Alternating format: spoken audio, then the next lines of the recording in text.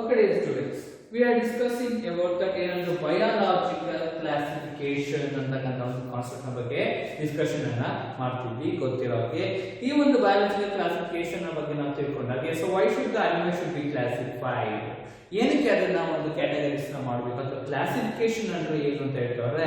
the classification is nothing but that a grouping of organisms into their particular category so with respect to their easily recognizable characters ಅಂತ ಹೇಳ್ತೀವಿ.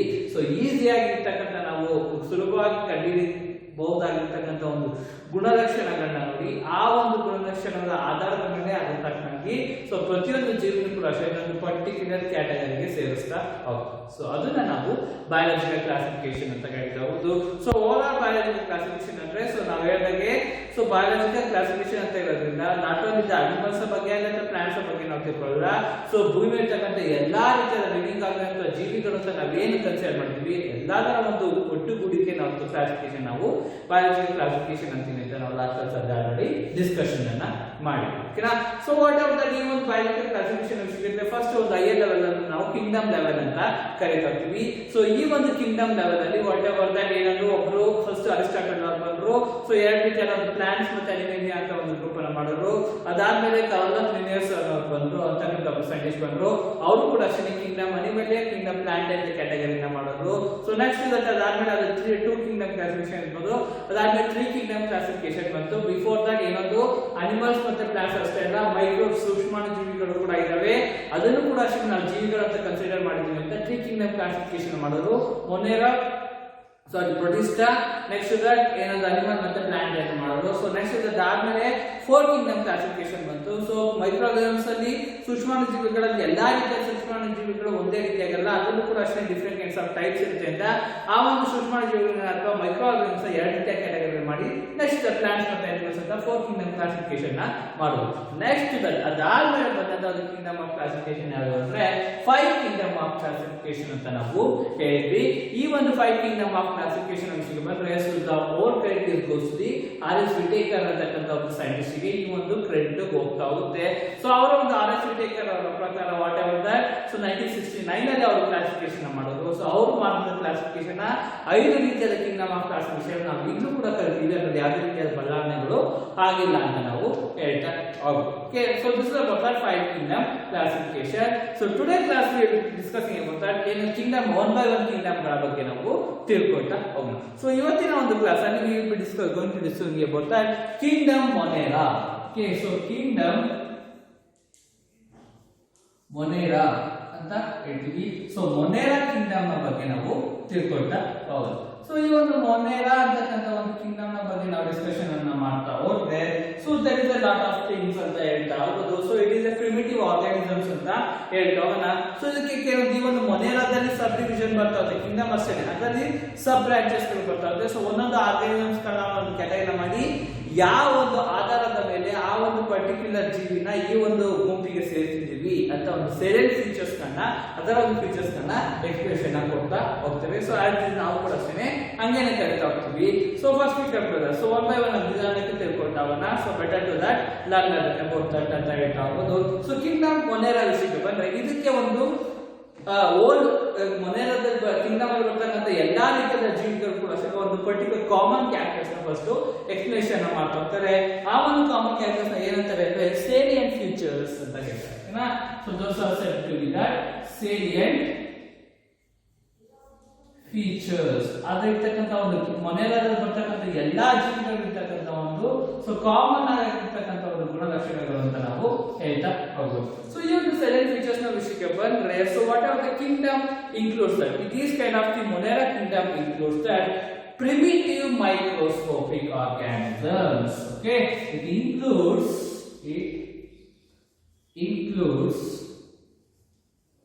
primitive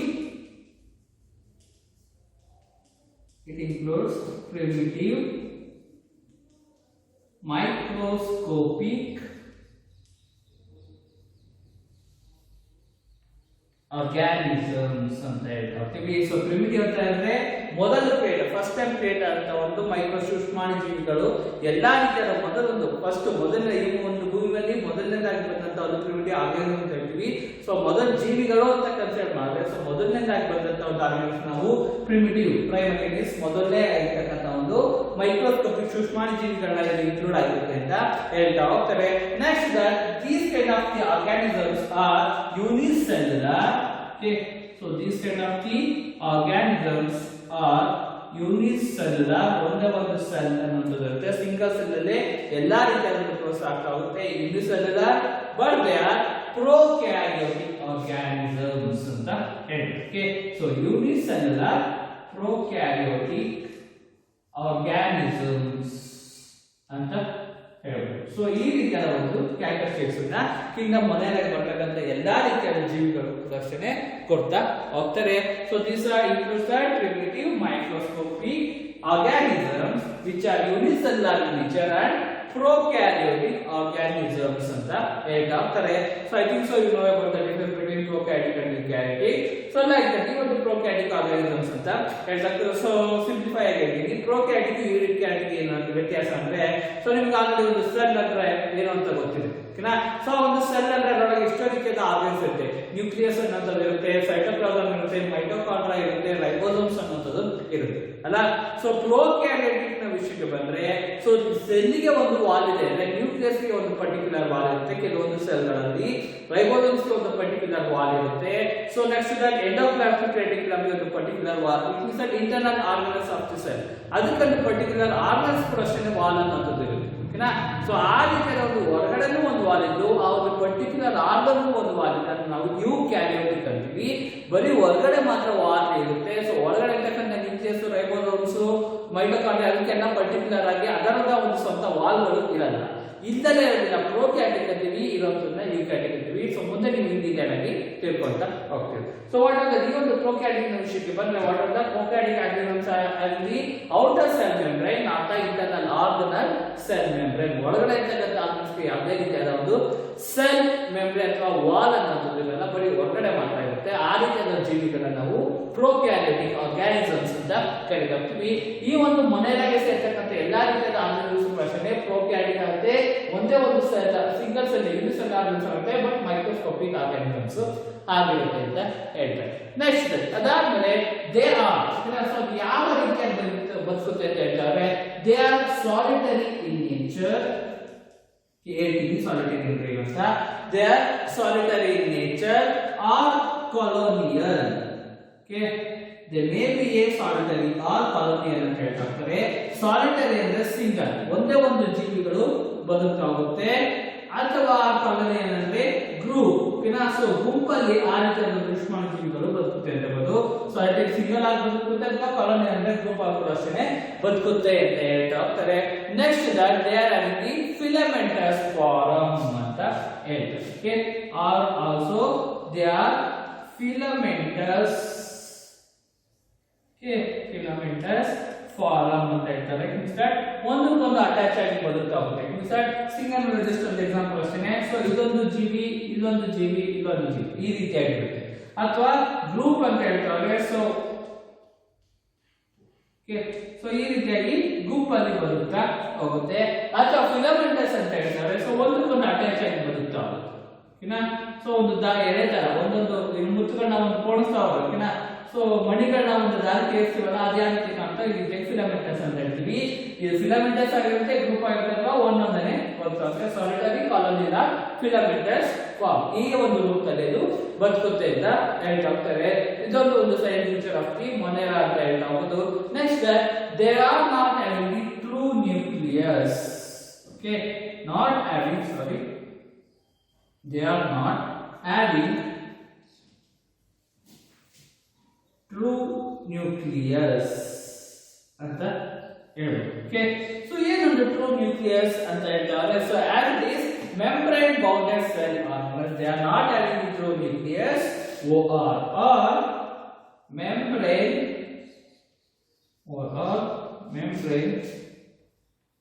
bounded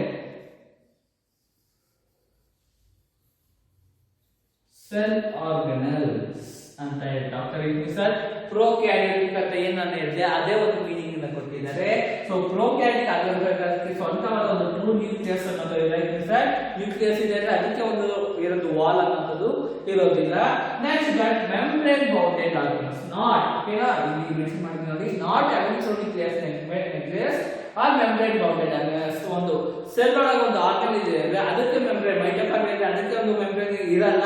nucleus ಇದೆ ಅಂದ್ರೆ ಅದಕ್ಕೆ ಒಂದು membrane ಇರಲ್ಲ. ಆ ರೀತಿಯಾದ ಆರ್ಗನ್ಸ್ ಇಲ್ಲಿ ಪ್ರೋಕ್ಯಾರಿಯೋಟಿಕ್ ಆರ್ಗನ್ಸ್ ಅಂತ ಕರೀತೀವಿ. ಅಲ್ಲಿ ಅದನ್ನೇ ಎಕ್ಸ್ಪ್ಲೈನ್ ಮಾಡ್ತಾ ಹೋಗ್ತಾರೆ. ಯಾವುದೇ ಒಂದು ಮನೆಯಾಗ ಸೇರ್ತಕ್ಕಂಥ ಕಿಂಗ್ಡಮ್ ಸೇರ್ತಕ್ಕಂಥ ಒಂದು ಜೀವಿಗಳಿದ್ದಾವೆ ಅದಕ್ಕೆ ಟ್ರೂ ನ್ಯೂಕ್ಲಿಯಸ್ ಅನ್ನೋದು ಇಲ್ಲ. ಅದೇ ರೀತಿಯಾಗಿ ಮೆಂಬ್ರೇನ್ ಬೌಂಡೆಡ್ ಆರ್ಗನ್ಸ್ ಇರೋದಿಲ್ಲ. ಸೊ ಇನ್ನೊಂದು ಡೆಫಿನಿಷನ್ ಅನ್ನ ಆ ರೀತಿಯಾದ ಒಂದು ನೇಚರ್ ಇರ್ತಕ್ಕಂಥ ಈ ಒಂದು ಗುಣಲಕ್ಷಣ ಇರ್ತಕ್ಕಂಥ ಒಂದು ಜೀವಿಗಳನ್ನ ನಾವು ಪ್ರೋಕ್ಯಾರಿಯೋಟಿಕ್ ಆರ್ಗಾನಿಸಮ್ಸ್ ಅಂತ ಕರೀತಾ ಹೋಗ್ತೀವಿ. ಇದು ಕೂಡ ಅಷ್ಟೇ ಒಂದು ಸೈಲೆಂಟ್ ಫೀಚರ್ ಅಂತ ಹೇಳ್ಬೋದು.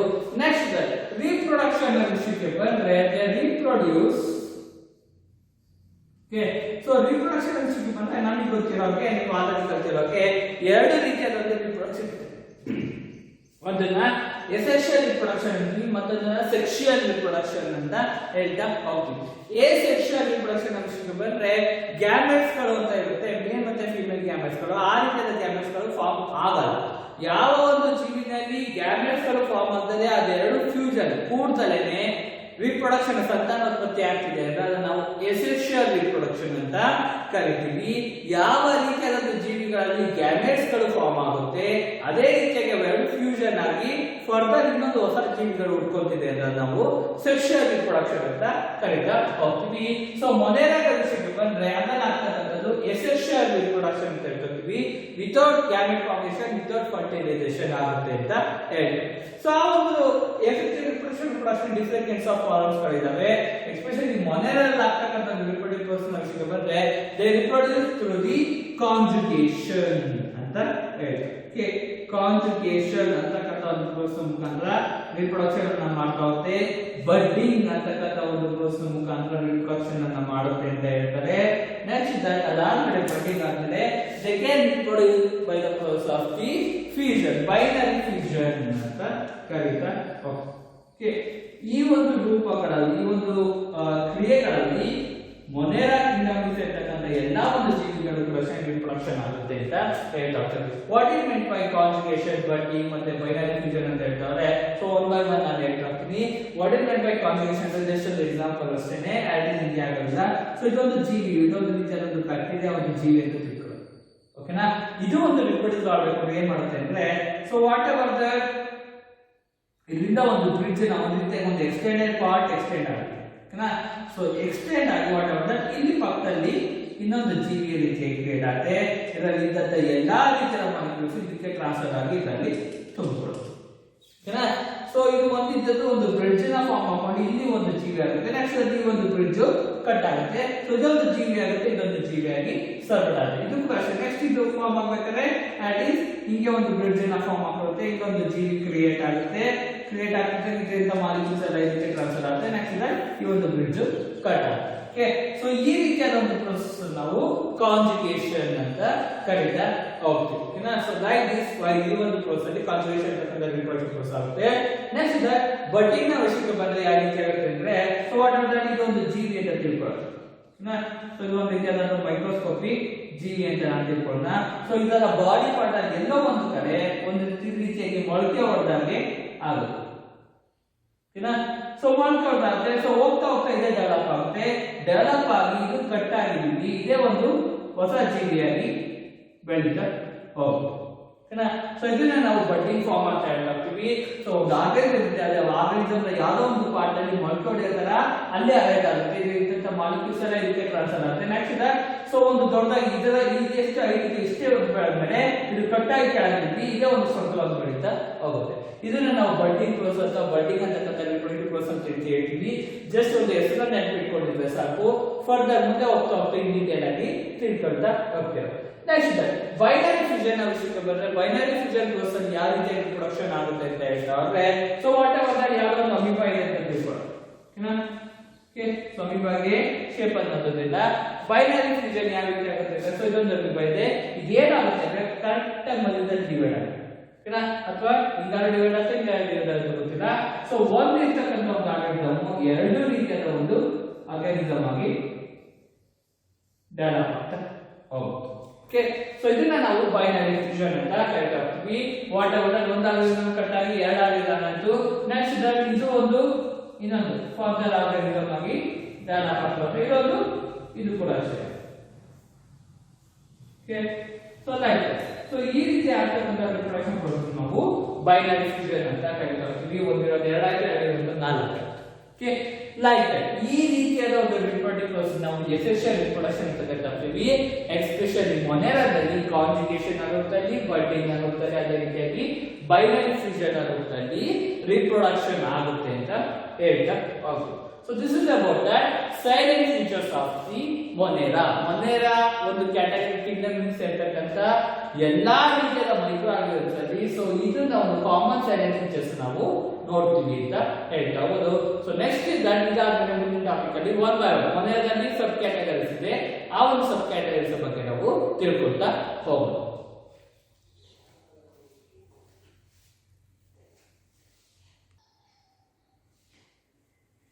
ಓಕೆ, ಸೊ ಈ ಒಂದು ಕಿಂಗ್ಡಮ್ ಮೊನೆರಾದಲ್ಲಿ ಮೊದಲನೇದಾಗಿ ಬಂದಿರ್ತಕ್ಕಂಥ ಒಂದು ಟೈಪ್ ಯಾವುದು ಅಂದ್ರೆ so sub type of the kingdom ಮೊನೆರಾ ಬರ್ತಾರೆ. ನಮಗೆಲ್ಲ ಗೊತ್ತಿರೋ ಹಾಗೆ ಬ್ಯಾಕ್ಟೀರಿಯಾ ಅಂತಕ್ಕಂಥ ಒಂದು ಆರ್ಗ್ಯಾನಿಸಮ್ ಇರುತ್ತೆ. ಈ ಒಂದು ಬ್ಯಾಕ್ಟೀರಿಯಾಗಳನ್ನ ನಾವು ಮೊದಲನೇದಾಗಿ ಸೇವಿಸ್ತಾ ಹೋಗ್ತೀವಿ. ಸೊ ಈ ಒಂದು ಬ್ಯಾಕ್ಟೀರಿಯಾ ಬಗ್ಗೆ ನಾವು ತಿಳ್ಕೊಂಡಾಗೆ ಸೊ ನಮಗೆ ಗೊತ್ತಿರೋ ಹಾಗೆ ಸೊ ಬ್ಯಾಕ್ಟೀರಿಯಾ ಎವ್ರಿ ಕೈಂಡ್ ಎಲ್ಲಾ ಕಡೆ ಈ ಒಂದು ರೀತಿಯಾದ ಒಂದು ಬ್ಯಾಕ್ಟೀರಿಯಾ ಸೊ ಎಲ್ಲಾ ಕಡೆನೂ ಕೂಡ ಅಷ್ಟೇ ನಾವು ಬ್ಯಾಕ್ಟೀರಿಯಾಗಳನ್ನ ನಾವು ನೋಡ್ತಾ ಹೋಗ್ತೀವಿ. ಇಟ್ ಮೀನ್ಸ್ ದಟ್ ಮ್ಯಾಕ್ಸಿಮಮ್ ಈ ಒಂದು ಮೊನೆರಾಗೆ ಬ್ಯಾಕ್ಟೀರಿಯಾಗಳು ಈ ಒಂದು ಮೊನೆರಾಗೆ ಸೇರುತ್ತೆ ಅಂತ ಹೇಳ್ತಾ ಹೌದು. ಬ್ಯಾಕ್ಟೀರಿಯಾದಲ್ಲಿ ಡಿಫ್ರೆಂಟ್ ಟೈಪ್ಸ್ ಆಫ್ ಟೈಪ್ಸ್ ಇದೆ ಅಲ್ಲ. ಸೊ ವಾಟ್ ಆರ್ ಮುಂದೆ ತಿಳ್ತಾ ಹೋಗ್ತೀವಿ, ಆಕ್ಟಿವ್ ಬ್ಯಾಕ್ಟೀರಿಯಾ ಅಂತೀವಿ, ಸೈನೋ ಬ್ಯಾಕ್ಟೀರಿಯಾ ಅಂತೀವಿ, ಡಿಫ್ರೆಂಟ್ ಟೈಪ್ಸ್ ಆಫ್ ಟೈಪ್ಸ್ ಗಳನ್ನ ನಾವು ನೋಡ್ತಾ ಹೋಗ್ತೀವಿ. But majorly the Monera includes that bacteria ಒಂದು ಮೇಜರ್ ಆರ್ಗಾನಿಸಮ್ಸ್ ಇಂದ ಕಿಂಗ್ಡಮ್ ಮೊನೆರಾ ಅಂತ ಹೇಳ್ಬೋದು. ಸೊ ಆ ರೀತಿಯಾದ ಆರ್ಗಾನಿಸಮ್ಸ್ ಬಂದ್ರೆ the bacteria are the sole members of the kingdom Monera ಅಂತ ಹೇಳ್ತೀವಿ. So bacterias are the sole members of Kingdom ಮೊನೆರಾ. So ಮೊನೆರಾ ಒಂದು ಕಿಂಗ್ಡಮ್ ಗೆ ಬರ್ತಕ್ಕಂಥ ಒಂದು ಸೋಲ್ ಮೆಂಬರ್ಸ್ ಯಾವುದು ಅಂದ್ರೆ ಬ್ಯಾಕ್ಟೀರಿಯಾಗಳು ಅಂತ ಹೇಳ್ಬೋದು. One and only organisms in the ಮೊನೆರಾ ಬ್ಯಾಕ್ಟೀರಿಯಾಗಳು ಅಂತ ಹೇಳ್ತೀವಿ. ಇನ್ನು ಬಿಟ್ಟು ಬೇರೆ ಇರುತ್ತೆ, but bacterias are the Kingdom ಮೊನೆರಾ ಇರ್ತಕ್ಕಂಥ ಒಂದು ಸೋಲ್ ಮೆಂಬರ್ಸ್ ಅಂತ ನಾವು ಹೇಳ್ತಾ ಹೋಗ್ಬೋದು. ಮ್ಯಾಕ್ಸಿಮಮ್ ಬ್ಯಾಕ್ಟೀರಿಯಾಗಳೇ ಈ ಒಂದು ಮೊನೆರಾದಲ್ಲಿ ಬರ್ತಾ ಹೋಗುತ್ತೆ. ಅಂದ್ರೆ ಡಿಫ್ರೆಂಟ್ ಟೈಪ್ಸ್ ಇದೆ, ಬಟ್ ಓವರಾಲ್ ಬ್ಯಾಕ್ಟೀರಿಯಾಗಳು ಸೇರುತ್ತೆ ಅಂತ ಹೇಳ್ತವರು. ಸೊ ಈ ಒಂದು ಬ್ಯಾಕ್ಟೀರಿಯಾ ಬಗ್ಗೆ ನಾವು ತಿಳ್ಕೊಳ್ತಾರೆ. These kind of bacterias are relative almost all habits. So any kind of habitat ಅಲ್ಲಿ ಬದುಕತಕ್ಕಂತ ಒಂದು ಕೆಪಾಸಿಟಿ ಬ್ಯಾಕ್ಟೀರಿಯಾ ಇದೆ ಅಂತ ನಾವು ಹೇಳ್ತಾ ಹೋಗ್ತೀವಿ. These are kind of bacterias are present in the all habitats. ಎಲ್ಲಾ ರೀತಿಯ ಹ್ಯಾಬಿಟೇಟ್ಸ್ ಅಲ್ಲೂ ಕೂಡ ಬ್ಯಾಕ್ಟೀರಿಯಾಗಳು ಬದುಕ್ತಾ ಹೋಗುತ್ತೆ ಅಂತ ಹೇಳ್ತಾ ಹೋಗೋದು. ಇವಾಗ ಈ ಒಂದು ಬ್ಯಾಕ್ಟೀರಿಯಾಗಳು ಹೇಳ್ತಾ ಹೋಗ್ಬೇಕು ಅಂದ್ರೆ ಸೊ ಕೆಲವೊಂದು ಬ್ಯಾಕ್ಟೀರಿಯಾಗಳು ಪ್ಯಾರಾಸೈಟ್ ನ ರೂಪದಲ್ಲಿ ಬದುಕ್ತಾ ಹೋಗುತ್ತೆ. They are maximum bacterias are parasitic in nature or they are in the parasite condition ಅಂತ ಹೇಳ್ತಾ ಹೋದು. It means that they live in or other organisms. Parasites ಅಂದ್ರೆ a kind of organisms which are depend on other organisms for their survivability. Depend on others. ಓಕೆನಾ. So ಬೇರೆ ರೀತಿಯಾದ ಜೀವಿಗಳ ಮೇಲೆ depend ಆಗಿ ಈ ಒಂದು ಜೀವಿಗಳು ಬದುಕುತ್ತೆ ಅಂತ ಹೇಳ್ಬೋದು. ಆ ಒಂದು ಪ್ಯಾರಾಸೈಟಿಕ್ ಇನ್ ನೇಚರ್ ಅಂತ ನಾವು ಓವರಾಲ್ ಆಗಿ ಹೇಳ್ತಾ ಹೋಗ್ತೀವಿ. ಎಲ್ಲಾ ರೀತಿಯಾದ ಒಂದು ಬ್ಯಾಕ್ಟೀರಿಯಾಗಳು ಅಷ್ಟೇ. ಸೊ ಎಲ್ಲಾ ಬ್ಯಾಕ್ಟೀರಿಯಾಗಳು ಮತ್ತೆ ಮ್ಯಾಕ್ಸಿಮಮ್ ಬ್ಯಾಕ್ಟೀರಿಯಾಗಳು ಪ್ಯಾರಾಸೈಟಿಕ್ ನೇಚರ್ ಅಂತ ಹೇಳ್ಬೋದು. ಈಗ ನಾನು ಜೀವಿ ಇದ್ರೆ ನನ್ನ ಒಳಗಡೆ ಈ ರೀತಿಯಾದ ಬ್ಯಾಕ್ಟೀರಿಯಾಗಳು ಬದುಕ್ತಾವೆ, ಅದನ್ನ ನಾವು ಪ್ಯಾರಾಸೈಟ್ ಅನಿಮಲ್ಸ್ ಅಂತ ಹೇಳ್ತೀವಿ. ನಾನು ಬದುಕಿದ್ರೆ ಮಾತ್ರ ನನ್ನ ಮೇಲೆ ಡಿಪೆಂಡ್ ಆಗಿ ಈ ಒಂದು ಬ್ಯಾಕ್ಟೀರಿಯಾಗಳು ಬದುಕ್ತಾ ಹೋಗುತ್ತೆ. ಅದನ್ನ ಆ ರೀತಿಯಾದ ಜೀವಿಗಳನ್ನ ನಾವು ಪ್ಯಾರಾಸೈಟಿಕ್ ಆರ್ಗಾನಿಸಮ್ಸ್ ಅಂತ ಹೇಳ್ತಾ ಹೋಗ್ತೀವಿ. ಈ ಒಂದು bacteria before the types of bacteria ಹೋಗೋ ಮುಂಚೆ ಇನ್ನು ಮೊನೆರಾದಲ್ಲಿ ಬರ್ತಕ್ಕಂಥ ಟೈಪ್ಸ್ ಬಗ್ಗೆ ತಿಳ್ಕೊಳ್ಳೋದು ಮುಂಚೆ ಬ್ಯಾಕ್ಟೀರಿಯಾಗಳಲ್ಲಿ ಕೆಲವೊಂದು ಮೇಜರ್ ಟೈಪ್ಸ್ ಅನ್ನು ನೋಡ್ತಾ ಹೋಗ್ತೀವಿ. ಸೊ ಯಾವ್ದ್ರ ಮೇಲೆ ಅಂದ್ರೆ based on the depend on the shape of the bacteria. Okay, shape of bacteria ಒಂದು ಡಿಪೆಂಡೆನ್ಸ್ ಮೇಲೆ ಈ ಒಂದು ಬ್ಯಾಕ್ಟೀರಿಯಾಗಳನ್ನ ನಾವು ಸೊ ವಾಟರ್ನ ಕ್ಲಾಸಿಫಿಕೇಶನ್ ಮಾಡಿದ್ವಿ ಅಂತ ಹೇಳ್ಬೋದು. The bacterias are classified into or categories into the 4 different groups. 4 ರೀತಿಯ ಡಿಫರೆಂಟ್ ಟೈಪ್ಸ್ ಆಫ್ ಗ್ರೂಪ್ಸ್ ಆಗಿ ಕ್ಯಾಟಗರೈಸ್ ಮಾಡಿದ್ದಾರೆ. Depend on the shape of the bacteria. ಆ ಒಂದು ಬ್ಯಾಕ್ಟೀರಿಯಾಗಳ ಒಂದು ಶೇಪ್ ನ ಮೇಲೆ ಮೇಜರ್ ಆಗಿ 4 ರೀತಿಯ ಕ್ಯಾಟಗರೀಸ್ ಮಾಡಿದ್ದಾರೆ ಅಂತ ಹೇಳ್ಬಹುದು. ಸೊ ರಿಮೆಂಬರ್ ನೆನ್ಪಿಟ್ಕೊಳ್ಳಿ, ಕಿಂಗ್ಡಮ್ ಮೊನೆರಾ ಇರ್ತಕ್ಕಂಥ ಟೈಪ್ಸ್ ಗೆ ನಾವು ಹೋಗಿಲ್ಲ, ಇನ್ನು ಟೈಪ್ಸ್ ನ ಬಗ್ಗೆ ನಾವು ತಿಳ್ಕೊಳ್ತಾ ಇಲ್ಲ. ಓಕೆ, ಸೊ ಬ್ಯಾಕ್ಟೀರಿಯಾ ಏನಿದೆ ಈ ಒಂದು ಬ್ಯಾಕ್ಟೀರಿಯಾ ಬಗ್ಗೆ ಒಂದು ಜನರಲ್ ಇನ್ಫಾರ್ಮೇಶನ್ ಮಾತ್ರ ನಾವು ತಿಳ್ಕೊಳ್ತಾ ಇದ್ದೀವಿ. Okay, so shape of the bacteria ಮೇಲೆ ಸೊ 4 ರೀತಿಯ ಒಂದು ನಾವು 4 ಕ್ಯಾಟಗರೀಸ್ ಅನ್ನು ನೋಡ್ತಾ ಹೋಗ್ತೀವಿ ಅಂತ ಹೇಳ್ಬೋದು. there are 4 categories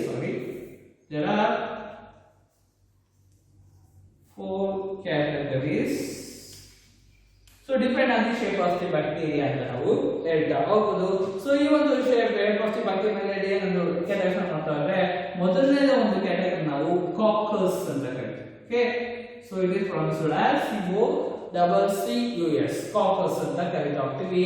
ಸೊ ಈ ಒಂದು ಕಾಕಸ್ ಕೂಡ ಅಷ್ಟೇ ಒಂದು ಶೇಪ್ ಇರುತ್ತೆ. ಸೊ ಯಾವ ರೀತಿಯ ಒಂದು ಶೇಪ್ ಅಂದ್ರೆ this kind of the Cox bacteria will be spherical shape.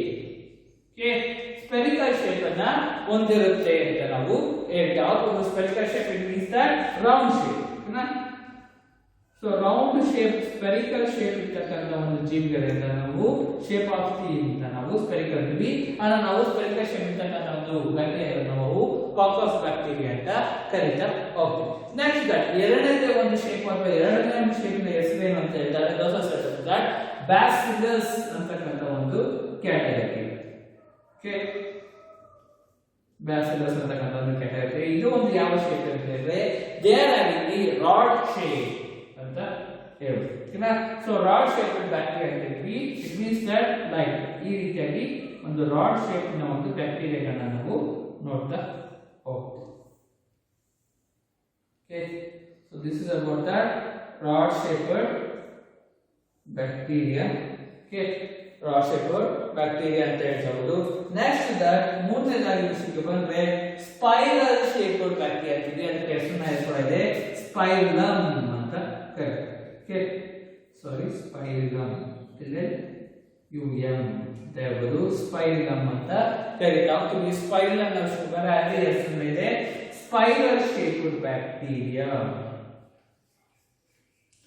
Spiral shaped bacteria ಅಂತ ಹೇಳ್ಬೋದು. ಸ್ಪೈರಲ್ ಶೇಪ್ ಯಾವ ರೀತಿ ಅಂತಂದ್ರೆ ಲೈಕ್ ಒಂದು ಸ್ಪ್ರಿಂಗ್ ನೋಡಿರ್ತೀರಲ್ಲ, ಸೊ ಆ ಒಂದು ಸ್ಪ್ರಿಂಗ್ ತರ ಮುಂದಕ್ಕೊಂದು ಸುತ್ತಕೊಂಡಿರೋ ತರ ನಮಗೆ ಕಾಣಿಸ್ತಾ ಇರುತ್ತೆ. ಸೊ ಇದನ್ನ ನಾವು ಸ್ಪೈರಲ್ ಶೇಪೆಡ್ ಬ್ಯಾಕ್ಟೀರಿಯಾಗಳು ಅಂತ ಹೇಳ್ತಾ ಹೋಗ್ಬೋದು. This is about that spiral shaped bacteria. So 3 ರೀತಿ ಆಯ್ತು. ಇನ್ನೊಂದು ಶೇಪ್ ಯಾವುದು ಅಂತ ಹೇಳ್ತಾರೆ ವಿಬ್ರಿಯೋ ಅಂತ ಅದಕ್ಕೆ ಹೆಸರನ್ನ ಕೊಟ್ಟಿದ್ದಾರೆ. ವಿಬ್ರಿಯೋ ಅಂತ ಹೇಳ್ತಾರೆ. It is the comma shape. English comma ಆಗ್ತಿವಲ್ಲ ಸೆಂಟೆನ್ಸ್ ಕೊಡ್ತಾ ಇದ್ರೆ ಆ ಒಂದು ಶೇಪ್ ಇರುತ್ತೆ.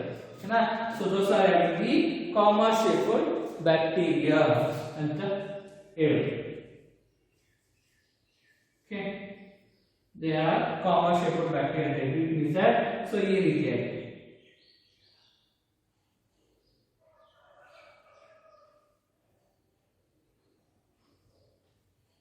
comma shaped bacteria.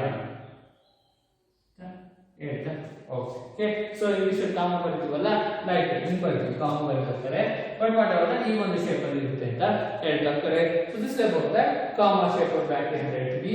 ಸೊ ನಾನು ಅವಾಗಲೇ ಇದಕ್ಕಿಂತ ಮೊದಲನೇದಲ್ಲಿ ಮೇಜರ್ ಆಗಿ ಬ್ಯಾಕ್ಟೀರಿಯಾಗಳು ಬರ್ತಾ ಹೋಗುತ್ತೆ. Based on the shape there are 4 different kinds of the bacteria. Coccus bacteria spiral shape spherical shape round shape ಇರುತ್ತೆ. ಬ್ಯಾಸಿಲಸ್ ಅಂದ್ರೆ ರಾಡ್ ಶೇಪ್ ಇರುತ್ತೆ. ಸ್ಪೈರಲಮ್ ಅಂದ್ರೆ ಸುತ್ತಕೊಂಡಿರೋ ಸ್ಪೈರಲ್ ಶೇಪ್ ಇರುತ್ತೆ. ವಿಬ್ರಿಯೋ ಅಂದ್ರೆ ಕಾಮಾ ಶೇಪ್ ಇರುತ್ತೆ.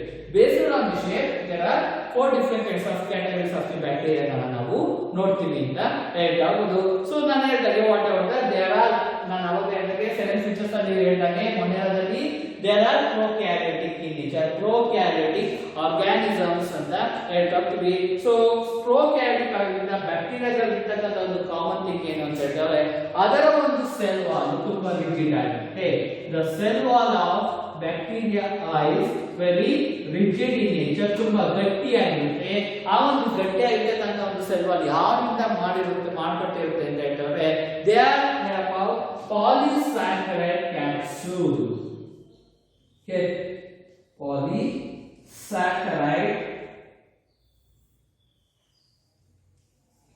polysaccharide ಕ್ಯಾಪ್ಸೂಲ್ ಅಂತ ಹೇಳಿ. ಓಕೆ, ಪಾಲಿಸ್ಯಾಕರೈಡ್ ಇಂದ ಮಾಡಿರ್ತಕ್ಕಂಥ ಒಂದು ಕ್ಯಾಪ್ಸೂಲ್ ನ ಒಂದು ರೂಪಿಸಿರ್ತಕ್ಕಂಥ ಇರ್ತಕ್ಕಂಥ ಒಂದು ರಿಜಿಡ್ ದಪ್ಪ ಇರ್ತಕ್ಕಂಥ ಸೆಲ್ ವಾಲ್ ಇಂದ ಈ ಒಂದು ಬ್ಯಾಕ್ಟೀರಿಯಾಗಳು ಫಾರ್ಮ್ ಆಗಿರುತ್ತೆ ಅಂತ ಹೇಳ್ತಾರೆ.